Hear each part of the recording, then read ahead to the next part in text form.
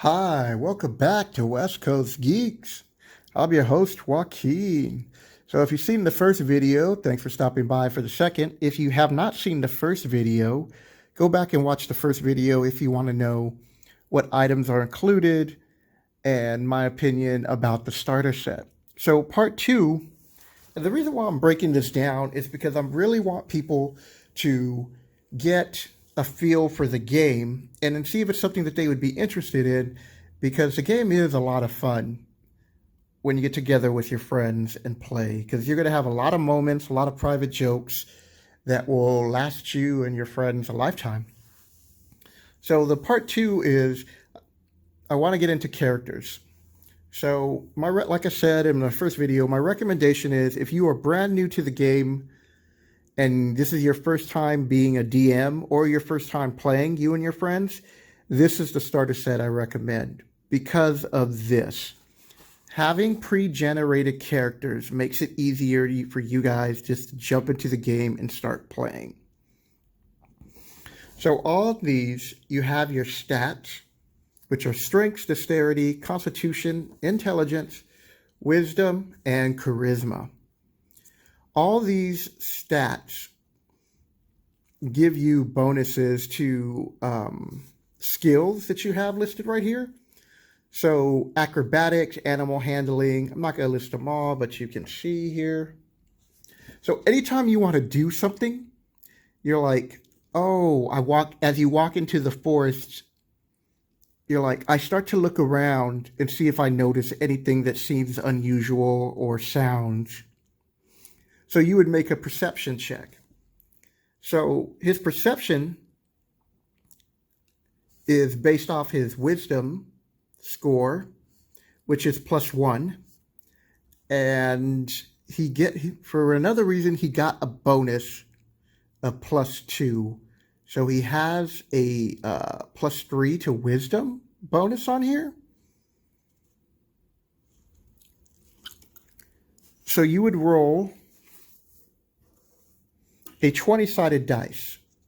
Most of your ability checks, when you're talking about skills or you're rolling for combat, you're going to be using a 20-sided dice. So the DM doesn't tell you what the perception check number is. I mean, some do, but most of the time they don't. So let's just say that the perception check is a 12, because these goblins, well, not even goblins, because goblins are a little bit more sneakier. We're going to say these orcs, who are not prone to be that stealthy, are making a little bit of noise, but trying not to.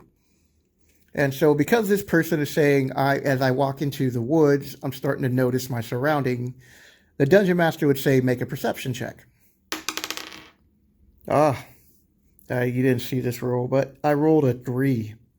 So not only did this person not make the 12 or 13 that I said, even with the +3, because it was so low, he's not even going to notice them until they're practically on him, which means that they will get the advantage when it came to determining who goes first in a combat, which I'm going to get into later. But right now, I want to focus in on these character sheets.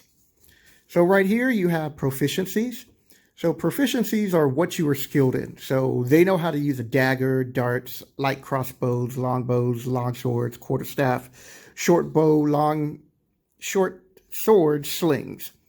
And then it also tells you your languages: Common, Elvish, Draconic, Dwarf, and Goblin. So anytime those languages are spoken, those people not only know how to speak them, but also know how to write those languages too. Now, when it comes to proficiency, if you pick up a weapon that you are not proficient in, you take a penalty. So what they're telling you is on this sheet here, or these are the weapons until you are proficient in another weapon that they're recommending that you use. Up here is your armor class stat, which what it takes to roll to hit you. So if that orc were to take a swing and he has +3 to his roll, okay, I'd roll the dice, and you don't roll, generally you don't roll in front of the players. You have like a screen, or you can even use this box. And I had rolled a 17 on a, you can see it. You're like, yeah, right, Joaquin. So that poor wizard would get hit. I would then roll, and if it was like a long sword, I want to say it's an 8-sided dice. But let's just say it was a long sword or like a warhammer. And as you can see right here, he has 8 hit points. So, I rolled a 7. Damn. So this wizard, who is nameless, would be down to 1 hit point. Right here you would have initiative. So before combat breaks out, you would actually roll on the initiative, which is once again rolling a 20-sided dice, and you would add +2 to it. But the orcs would also roll initiative, and they would have something that's called advantage. And an advantage, and then there's disadvantage. They would have advantage, and this character, who was not paying attention because maybe he saw butterflies or something, would be like, la-di-da, would get what's called a disadvantage, which would mean they would roll this dice twice and take the lowest. Advantage means you roll the dice twice, take the highest. Speed is a reference to if you're playing on a grid, each square is 5 feet, so how far your character can move. So in this game, you have an opportunity of buying figures. So in this case, I actually am using this orc from the Lord of the Rings. God, I can't think. Sorry, a second. Lord of the Rings tabletop miniature game. So here's the orc that I haven't painted, but you can generally buy. You can buy your character, and this just happens to be an elf wizard that I've gotten for the party. You don't have to do this. I mean, in theory, you can just use whatever. You can find whatever you need to represent your characters, just like you could find whatever you need to represent the monsters that they're fighting. You can write X's and O's on the graph paper, but as you get into the game and you're starting to enjoy the play of the game, this adds a little bit sense of realism to the game, where you're able to see what's going on. You look down at the board, you're seeing all the monsters, you're seeing where you're positioned, you're seeing background, because on a grid, you could draw in where trees are or buildings, and some people get more elaborate and they build scenarios, and I'm getting carried away. That's going to be another part, so try to keep these videos short. So we know our hero's down to 1, and they have a section for death saves, which I'll go into. And because your character is a first level wizard, and this is the race, he's a high elf, and this is to give you the background and the alignment. So chaotic good is, think of chaotic good as by any means necessary. You know, they're willing to do the job if it's good for the good of the people or for what they perceive as righteous. And if people do get hit or hurt in a way, not on purpose, but collateral damage, they will do that. And in the first video, I was talking about what I really enjoyed about 5th edition is their explanation of role-playing and making it easier for people to role-play. So right here, in all these characters, they have abilities. So in this case, the spellcaster ability, so it allows you to cast these spells, which are listed here. Arcane recovery, you have dark vision, so you can see in dim light as it were bright light. You have Fey atrophy, which means you get a bonus to charm and being put to sleep. In previous editions, you were just immune to it, but in this, it's no longer the case. Trance, elves don't really need to sleep, so they can meditate for 4 hours, and that counts as an 8-hour, but they can't really do anything. And those are all explained in the rules, and the Shelter of the Faithful, and this explains this. You also have your starting gear. So this is the reason why I keep saying this, but as a new character, having all these choices, what kind of weapon should I get? What kind of gear should I buy? Having all this done for you and looking how the game mechanics are set up makes it easier. So when you do roll up your character, you're like, oh, I really like this.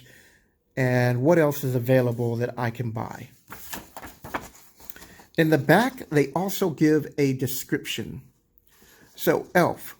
Elves are people of otherworldly grace, living in the world but not entirely part of it. They live in places of ethereal beauty in the midst of ancient forests or in silvery spires, glittering with fairy lights, where soft music drifts from the air and gentle fragrances waft on the breeze. Elves love nature, magic, art, artistry, music, and poetry.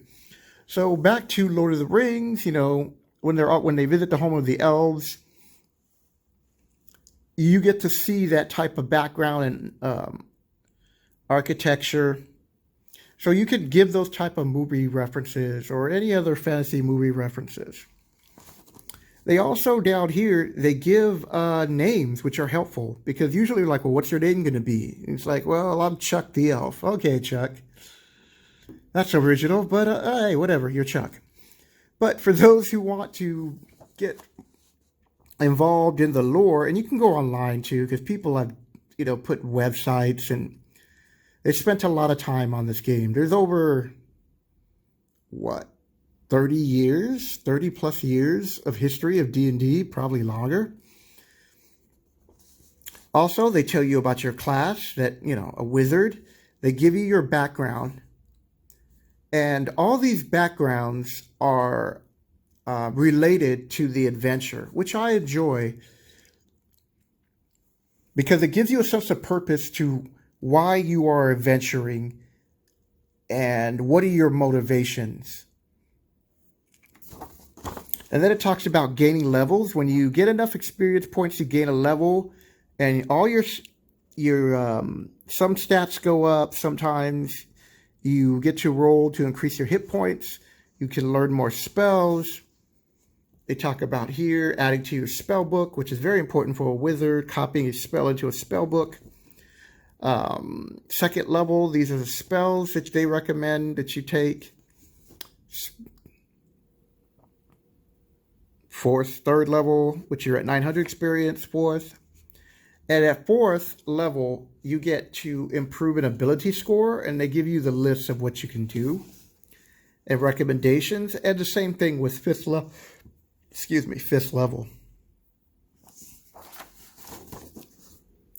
So I'm going to end it here because, like I said, I'm just keeping these short. And so this is the breakdown of the character sheets. Hope you enjoyed this video, and I will catch you later. Hit the like and subscribe button and leave a comment below, people. Catch you later.